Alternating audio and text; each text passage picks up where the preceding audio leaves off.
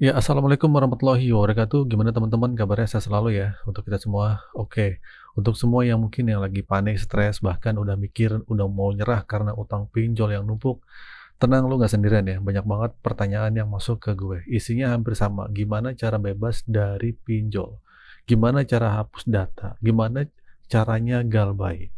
Di kali ini gue mau ngajak lu mikir jernih dan ngelurusin beberapa hal penting biar lu nggak makin terprosok. Oke, lu tahu nggak sih apa sih akar permasalahan dari semua kepanikan ini? Ya teror dan ancaman dari DC pinjol itu. Ya coba deh, ingat-ingat lagi. Lu panik nanya kapan DC datang ke rumah. Itu karena WhatsApp dan ancaman dari chat DC ancaman itu. Nah, lu takut disebar data. Itu karena ditelepon, lu mikir akan dicegat di jalanan. Terus SMS, email yang nakut-nakutin lu. Nah, intinya semua ketakutan itu dipicu sama komunikasi sampah dari penagih utang, dari desi-desi pinjol itu. Nah, celakanya, kepanikan lu ini dimanfaatin sama oknum-oknum yang pura-pura mau bantu. Mereka nawarin jasa hapus data, jasa backup, apalah, jasa joki, dan sebagainya. Dan janji manis ini bisa nyelesain masalah pinjol lu katanya. Padahal ujung-ujungnya cuma lu disuruh ganti nomor atau hapus WhatsApp. Lu harus rela bayar mahal buat sesuatu yang sebenarnya bisa lu lakuin sendiri. Bahkan gue pun udah sering banget nyampein hal yang sama. Bedanya, gue nggak minta bayaran. Kenapa mesti ganti nomor dan putus komunikasi itu penting? Jadi gini ya, gue selalu bilang, putuskan komunikasi dengan DC itu bukan berarti lu kabur dari utang. Lu punya KTP, lu punya alamat, kenapa harus kabur? Kita putus komunikasi itu tujuannya buat nyelamatin kewarasan pikiran lu. Lu nggak bakal bisa mikir jernih, apalagi kerja dan usaha. Kalau setiap hari diteror sama ancaman-ancaman busuk DC pinjol.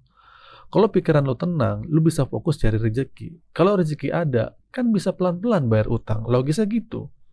Tapi banyak yang nggak percaya, mereka malah nyari jalan pintas, gali lubang, tutup lubang. Minjem sana sini buat nutupin utang lama. Hasilnya apa? Utangnya malah makin numpuk. Hidup lu jadi makin hancur. Utangnya 2, jadi 3, jadi 4, jadi 5, jadi 6, dan sebagainya. Kapan selesainya? Nggak akan pernah. Terus lu takut nama lu masuk BE checking, sekarang jadi selek OJK. Ya udah, terima aja. Itu resikonya. Kan gue udah bilang dari awal, kalau lu mau bayar, bayar. Tapi kalau nggak mampu, ya berhenti dulu. Jangan dipaksain. Lebih baik berhenti bayar pinjol daripada gali lubang tutup lubang yang bikin lu makin terjerat. Terus banyak yang nanya, Bang nanti DC bakal nelpon ke kantor apa enggak ya? Bang nanti bakal sebar data apa enggak ya? Selama nggak ada yang nelpon, ya udah lu aman. Nggak harus takut. Selama nggak ada orang yang terdekat lo yang laporin data lu, kenapa harus lu jadikan bahan ketakutan itu? Pahami itu ya. Ancaman-ancaman kayak gini itu cuma strategi mereka buat bikin lu panik dan akhirnya maksain diri buat bayar. Terus kemarin, Asosiasi Fintech Pendana Bersama Indonesia atau FPI sempat viral karena katanya mau lapor OJK ke polisi. Gua kira ya teror-teror pinjol bakal mereda nih. Ternyata makin menjadi-jadi. Bahkan bos AFP sendiri bilang, mau ganti nomor berapa kali pun pinjol bisa ngelacak pakai AI katanya. Kalau memang AI secanggih itu, kenapa AFP nggak pakai AI juga buat ngelacak nomor-nomor DC yang teror masyarakat? Kenapa laporan masyarakat yang nggak spesifik aplikasinya nggak bisa dilacak? Coba dulu lihat contoh email atau SMS dari ancamannya. Ya, ada email yang ngaku-ngaku dari OJK, pakai logo AFPI, terus pakai logo OJK, bilang soal somasi wan prestasi, ancamannya mau pidana, bahkan bawa ke PATK lah gitulah. Logikanya OJK itu pengawas, bukan penagih utang. Ngapain PPATK itu ngurusin pencucian uang? Bukan utang 1 juta 2 juta, ini kan ngaco. Terus ada SMS ancaman yang bahas keluarga, bilang kehancuran hidupmu akan tiba dan keluargamu brengsek lah atau gimana lah. Mereka nggak nyebutin kan aplikasi apa itu, nggak nyebutin utangnya berapa. Ini murni tindakan teror. Mulut sampah dari para desa itulah yang menyebabkan utama kenapa orang jadi ogah bayar. Kenapa orang jadi ganti kartu. Mereka pinter ya, mereka nggak mau nyebutin nama aplikasinya biar nggak kena pasal. Ujung-ujungnya yang diselin siapa? Pinjol ilegal. Bukan, padahal itu legal OJK. AFPI dan OJK bilang lapor aja ke kita, ya, ke call center kita.